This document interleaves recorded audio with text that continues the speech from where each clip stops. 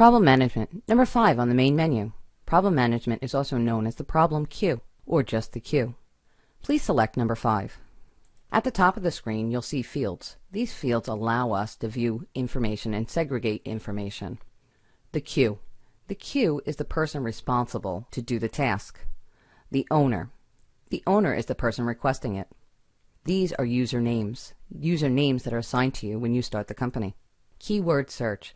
You can put one word or multiple words there to find cues related to a certain subject. The pound sign. The pound sign is used with the reference. The reference, when creating a queue, you can have a first reference or a second reference. It always defaults to 1, but if you need to look up stuff by number 2, you would place a 2 there. The reference is something related to the problem queue. Oftentimes, if it's related to an order, we use an order number. That allows us to associate the problem queue in other areas, in other applications. The number. The number is assigned by the queue. The number is also here. The queue, the owner, the company it's related to. The problem queue assigned by the system, when it was opened, when it was last reviewed, the references, and a brief description. This S is for a status, whether it's open or closed. You can close a queue and still have the information to review later. Let's look at the bottom of the screen.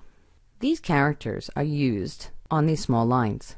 If you want to see the details of a problem queue, you can place D on one of these lines. If you want to update a problem queue, you can place a U. A C allows you to change it to another user. A P allows you to print it or email it. The A allows you to go into the AR inquiry and review if it's related to an order. These are order numbers here.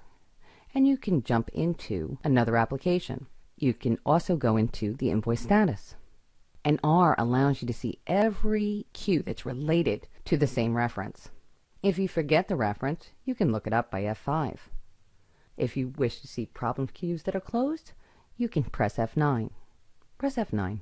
Notice the status here is closed and the F9 toggled to open. If you press F9 again, you see open queues.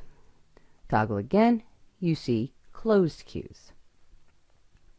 F10. F10 enables us to create a problem queue for someone. Please press F10. The company. The company will default to the company that you work with, or you can simply enter it in. Again, the owner is the person asking. Each one of the lines below the owner are CC'd. You can place other users on these lines so they can get the information as well. You can create a distribution list and have multiple users. You can have a whole department. The reference. The reference is something related to the queue, whether it be access, a shortage on an invoice. The queue, again, is the person that's going to do the task. Secure. Anybody in this queue can see the queue. If it's secured, you place a Y here, and only the people related to this queue can see it. Urgent highlights it. The date, time, days, and new allow you to reopen the queue. Say you have a report that you need to run monthly. You can open it every 30 days. You can by putting a 30 here. Details. Details are a brief description of what you need done. Notice the F2. The F2 is there if you do not know the user's names. By pressing F2, you can go to the corporate directory and select. Let's select Joellen. By placing an S, it'll bring her back to the problem queue. Let's put sample and move to the queue. I'm going to make myself the queue, and I'm going to just do a brief test here. This would be a subject or something that you needed. I need access to a report, or I'm unable to see quantities on invoice status, or I'm unable to see quantities on item inquiry. It's something that you need done or you're requesting. By hitting Control, it stores it. Notice the problem queue has been created. I'd like to see the details of the problem queue. I'm going to place a D here, and I'm going to press Control. The F10 at the bottom of the screen allows us to update the problem queue.